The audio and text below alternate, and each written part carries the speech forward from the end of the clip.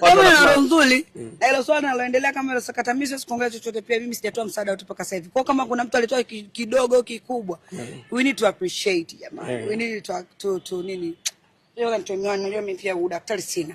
Kwa jabidi kuna muda watu wanaishi magumu tuna ndugu zetu hawajala mpaka saa hizi. Sio mtu akupa kitu shukuru. Alafu pia mimi hali inanitokaga kwa sababu niko karibu na kina Lugumi.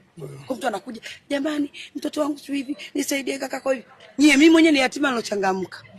Sina yani msitegemee mtu atakusaidia paka msaada hautoshi. Na maana kuna nyimbo moja Nyacheski anasema unaongeza nini bidii wakati roho ya binadamu haitosheki ati.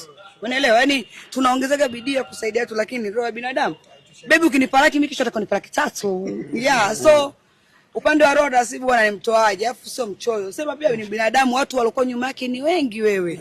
Mtu alipo wafanya kazi wake. Atoke hapo demo wake naye afanye mambo ya size. Mama mkwe kama vile tena vya nganganga. Wewe tena mtu kaumwa ghafla. Ugonjwa kumbuka sio shughuli. Ni kitu ambacho kimetokea. Watu walikuwa na mipango yao.